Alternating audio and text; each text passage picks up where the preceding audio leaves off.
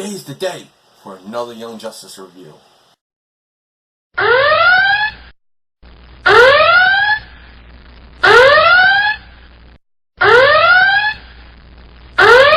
While you're here, don't forget to like this video, subscribe to my channel, and hit that notification bell so you never miss a video. Also, check out and subscribe to my group channel, Comic Frontline, where the Frontline 6 come together every Tuesday night at 10 p.m. Eastern Time for Frontline Live to discuss all the latest news in geek culture and our top 5 comics of the week. Continue the conversation on the Frontline Discord. Be sure to check out ComicFrontline.com for the latest previews, reviews, news, and interviews, along with fun, unique features and daily updates. And don't forget to follow me, Comic Book Theater, Media Manus, and Comic Frontline on Twitter, Facebook, and Instagram. Hey everyone, welcome back to Comic Book Theater. Jay here with another review. Today I'm going to be reviewing Young Justice Outsiders, Episode 18, titled Early Warning. This episode has a plot and a B plot, okay?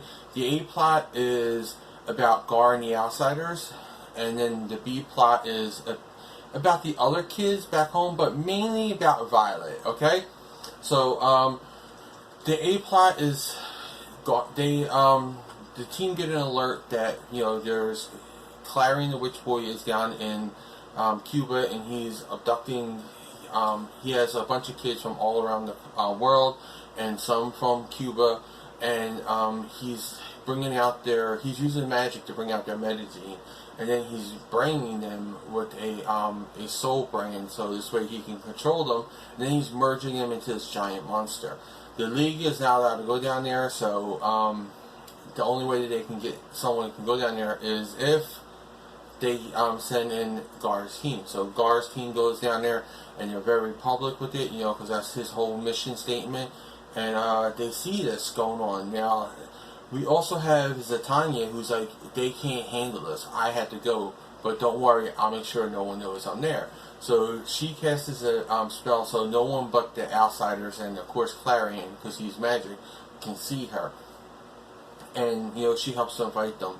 And we see also Dolphin making her first appearance, which is if everybody knows, that's Gar, the original the original Aqua Lad, who then becomes Tempest, who's only Tempest in this series, is his future wife. They have a child together and everything. So it's interesting how they did that with her. So I thought that was interesting. Also, like her look, I think it's really a cool look.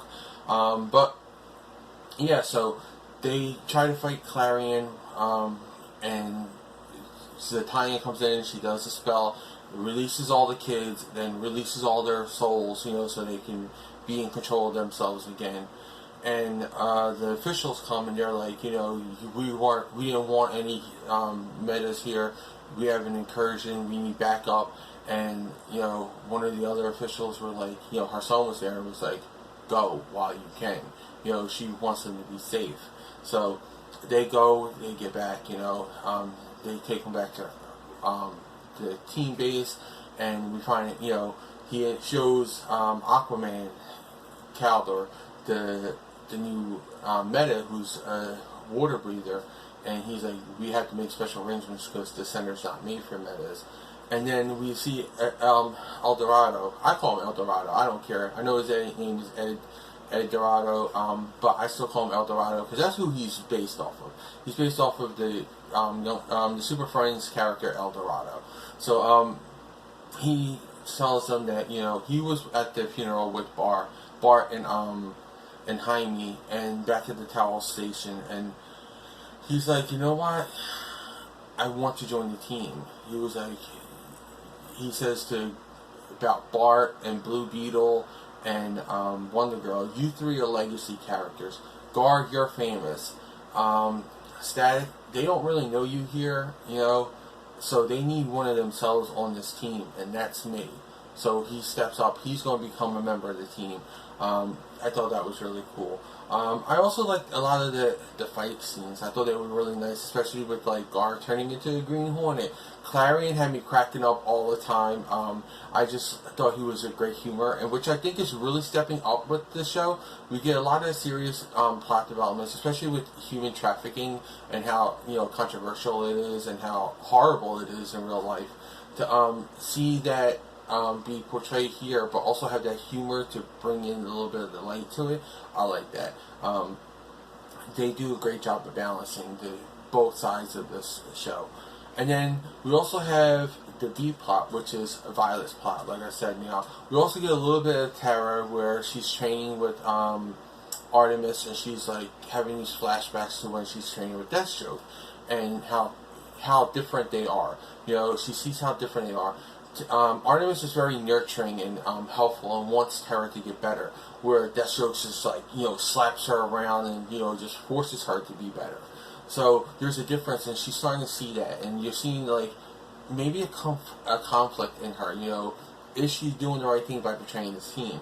And then we also again, the main thing is about Violet, who we find out is from Dr. Helga, who I still don't trust. I know she's up to something. She's shady as all hell. But she's got this thing. She says she consulted with her mentor. She never said his name. And they ran DNA tests on her and find out that she's dying. She only has maybe a few months to live. And she was like, she basically made it to where Violet doesn't want to confide in her friends, because she's like, maybe you don't want to let them worry about you, and give it a week or two and we can find out, we can cure it or whatever. And Violet's like, yes, maybe, they don't need to know.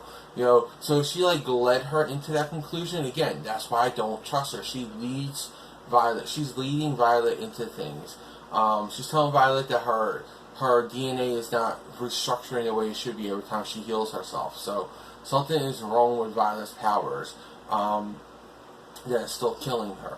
And then we also see her, she doesn't want to come home right after school. She goes and hangs out at the beach with Harper Row, who is a really bad influence on her, because she's like having her drink, she's having her shooting gun, and then Harper's like, you know what? Boom, and she just like plants a big kiss on her, and Violet's like, I have a boyfriend, and she's like, yeah, so do I, and then she kisses her again. I'm not sure how I feel about that, because I know it's supposed to be Violet experiencing different things and finding herself and discovering herself and all that, but Violet's always been like very loyal, so I don't like that, even though I do get it that she's going through this emotional trauma right now, this emotional journey, and it's confusing to her. I just hate that she was put in that position. So it's not Violet's fault, it's more like Harper's fault. I'm like, dude, you saw this girl's weak and you took advantage of her, her vulnerability. So I don't really like Harper right now. So that's what I don't like about that situation. Harper took advantage of of Violet's vulnerability. But yeah, she gets home and they get arrested. Megan picks her up from the police station and she asks her what's going on, and she says she really doesn't want to talk about it right now. Megan also asks the deputy or the sheriff about Harper Row, and she's like, her father's drunk too, and he will pick her up whenever he's ready to pick her up. So maybe we'll see Harper Row being brought into things too. That would be interesting if we do see her as I think it was Blue Jay. No, not Blue Jay. Bluebird or something like that. Her name was in the comics. So it'll be interesting to see how she fits into everything later on down the road.